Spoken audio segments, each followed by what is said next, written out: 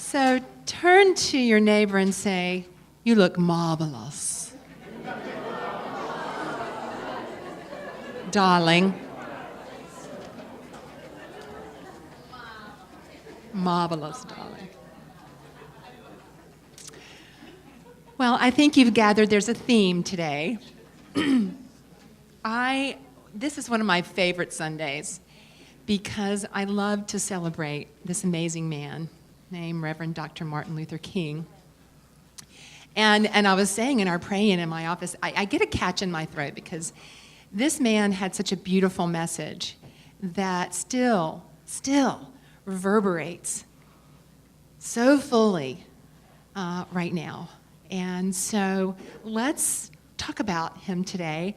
And I wanted to bring his wisdom to today.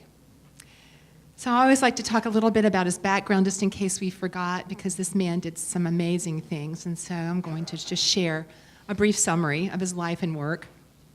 He was born Michael Luther King Jr., but had his name changed to Martin. Martin Luther attended segregated public schools in Georgia. Graduating from high school at the age of 15, he received a BA degree in 1948 from Morehouse College and then studied theology for 3 years at Crozer Theological Seminary in Pennsylvania, and went on to enroll in graduate studies at Boston University, where he received a doctoral degree in 1955. And it was there in Boston that he met and married Coretta Scott, and they had 2 sons and 2 daughters. In 1954, Martin Luther King became a Baptist pastor at a church in Montgomery, Alabama. He was always a strong worker for civil rights for African Americans. And King was, by this time, a member of the executive committee of the NAACP. He led the first great African American nonviolent demonstration of contemporary times in the United States, the infamous bus boycott in Montgomery, Alabama, that opposed the city's policy of racial segregation on its public transit system. And this lasted 382 days. That boycott was instrumental in the Supreme Court declaring unconstitutional the laws requiring segregation on buses. During these days of boycott, King was arrested, his home was bombed, he was subjected to personal abuse, and his family was threatened. In the 11-year period between 1957 and 1968, King traveled over 6 million miles and spoke over 2,500 times, appearing wherever there was injustice, protest, and action, and meanwhile wrote 5 books, as well as numerous articles. In these years, he led a massive nonviolent protest in Birmingham, Alabama, that caught the attention of the entire world. He planned drives in Alabama for the registration of blacks as voters. He directed the peaceful march on Washington, D.C. of 250,000 people, to whom he delivered his address, "I Have a Dream." He was arrested upwards of 20 times and assaulted at least 4 times. He was awarded 5 honorary degrees, was named Man of the Year by Time magazine in 1963, and became not only the symbolic leader of American blacks, but also a world figure. Reverend Martin Luther King Jr. was the youngest man to receive the Nobel Peace Prize at the age of 35. He turned over the prize money of $54,123 to the furtherance of the civil rights movement. On the evening of April 4, 1968, while standing on the balcony of his motel room in Memphis, Tennessee, where he was to lead a protest march in sympathy with striking garbage workers of that city, he was assassinated. So, what is it that made Martin Luther King great? Was it his accomplishments? Was it his education? Was it being a pastor and preaching, his ability to clearly and brilliantly convey ideas and concepts of nonviolence and wisdom? Was it that he won the Nobel Peace Prize? Well, to me, those things are amazing, and they're absolutely great. But to me, the greatest thing about Martin Luther King was his ability to stand in his truth, regardless of what was happening around him. He stood in the midst of extreme conflict and still took the necessary actions in alignment with his truth. He was a man who stood in his passion, and he took actions according to what was from his heart. He served from his truth. And this, to me, is courage. I believe that's what made him great. Because Martin Luther King did not look outside of himself for validation of what was his to do. He looked inside to his wisdom, to his truth, and took a stand. And was it ever risky business? He knew that he could lose his life at any moment. The moment he stepped out of his door, he knew that his life was threatened. But he did it anyway. And so here we are in January. His birthday's tomorrow, and we go, okay, we celebrate this man.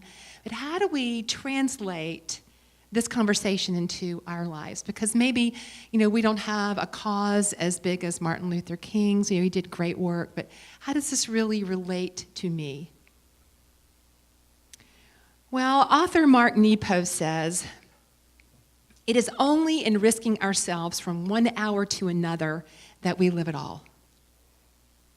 That no matter what path we choose, there will always be conflict to negotiate." Have you noticed that in your life? Yeah, there'll always be risk when we discern that we're going in a certain direction that's following the truth in our heart. It's just part of the evolutionary process. But can we accept that? Because I don't know about you, my family didn't exactly do conflict real well. And it's not exactly a class that's taught in school, how to navigate conflict. Using nonviolent communication, being able to articulate what you're feeling. That's not a class that I took until I came to Unity and took a class by Marshall Rosenberg called Nonviolent Communication. So the thing is, folks, this is what I've noticed, and maybe you can relate to me. I think you can. When we find a truth, and we're really impassioned about it, and we take a stand about it, how does it land out here? Now, sometimes when we take a stand from the passion in our heart, there are people that support us. Often there's people that support us, especially in spiritual community. We support each other, don't we? Especially if it's a cause that comes from your truth. That's for the goodness of humanity. But have you ever taken a stand in your life and other people haven't responded very positively to it? Have you? Yeah. Where people have expressed their disappointment in the choice that you're making?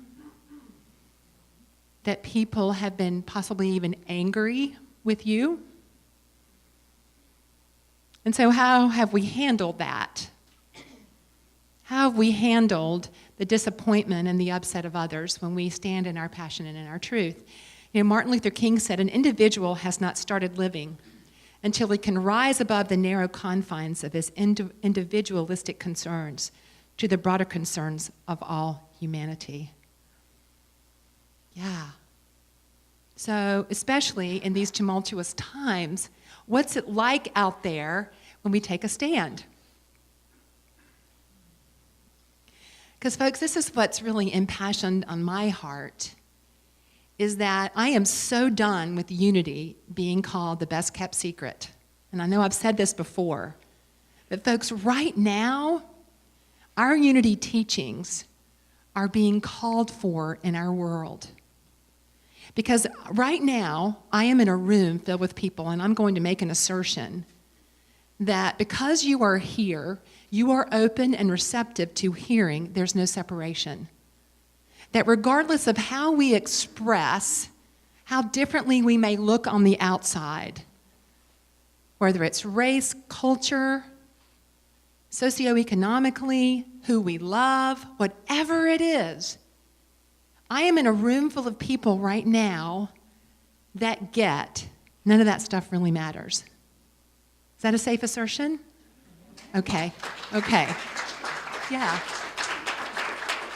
Okay, however, when you walk out of these doors and you go to Facebook or you go to CNN or wherever you might go, as some of us have just said, no thank you, you hear a very different message. And folks, we are good people and we get it. And I just want to call us up on the birth, as we celebrate the birth of Martin Luther King Jr., that we stand in our truth like we never have before. That when you hear someone being marginalized, when you see something, an injustice right in front of you, that you take a stand and you speak up. The tricky part is that sometimes it takes a lot of courage. Because speaking our truth and standing in our knowing that there is no separation and expressing that in our world is not always the most popular thing, and we can get kickback. But this is what Jesus said. If you cling to your life, you will lose it. But if you give up your life, you will find it. You know what he meant by that? Is that if you cling to your comfort zone, if you cling to what you already know is safe, we'll lose ourselves. Because the thing is, we all just said, we know what's true. And see, what happens is that when we don't stand in it, we feel at some level of our being out of integrity with ourselves. Yeah, and Mark Nepo talks about how when we take a stand, it's called the friction of being visible. That all of a sudden, there's friction because we've taken a stand and it might not be, and it probably won't be, the popular view. And so there can be friction because we can feel afraid. And we don't want to disappoint sometimes, if we were raised that way. I was raised as a Southern girl to be sweet and good, whatever that means. Usually it meant not rocking the boat.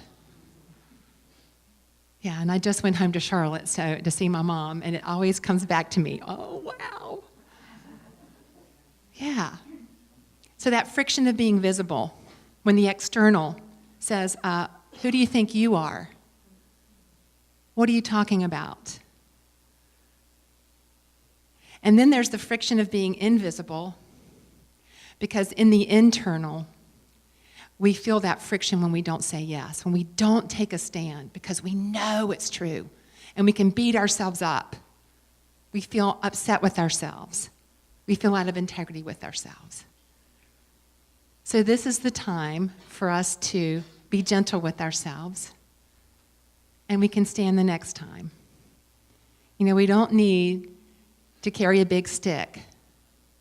But Jesus also said, let your yes be yes and your no be no. Be clear. Be clear about what your truth is.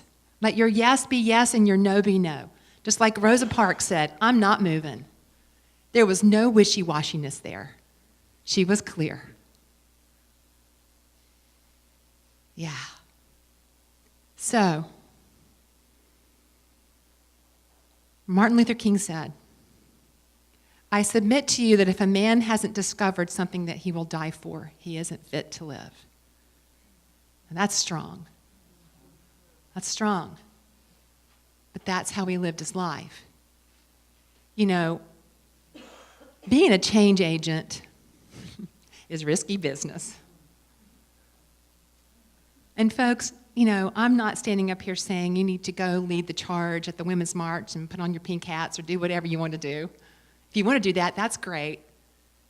But we can be a change agent in our life. You can be a change agent. You can take a stand in your workplace. You can take a stand anywhere you see an injustice being done. You can take a stand to be kind at the grocery store. Maybe, if a person has like 2 items, you have a whole buggy full of things, you can let them go in front of you. And that, in your own way, you're taking a stand for kindness. Yeah. So, and this is another thing. The truth, that's our truth, is never clothed in ego. So the opportunity that we have is that when you speak your truth, just notice where you're speaking it from. Are you speaking it from a heart of love with an intention to create connection? See, that's another thing. We can get riled up when we see injustice, right? And we can speak from anger. And we can speak in a way that can perpetuate, talk about friction. Because remember, no change is ever brought about by the same energy that created it. So if you see injustice and if we go at it with the same energy, we're going to create more of the same. Notice that Martin Luther King studied Gandhi and he studied Jesus, and I'm sure others, about what is ours to do to be nonviolent, to speak from our love and from our knowing of oneness. Okay, so take a deep breath. So I'm just going to end on this quote. Every man must decide whether he will walk in the light of creative altruism or in the darkness of destructive selfishness. Yeah. This is just an invitation for us to see beyond ourselves and to set an intention that wherever we go, that we're love. We're love, we're connection.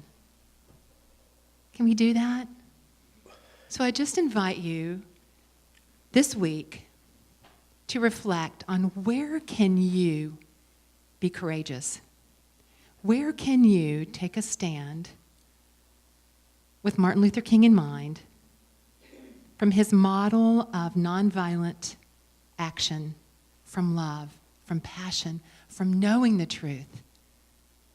See, folks, what I believe is truth is always going to win. Love is always going to win in the end. It will. And it's good people like you and me that say yes to leaving here. We come here every week and we get our tank of awareness filled, right?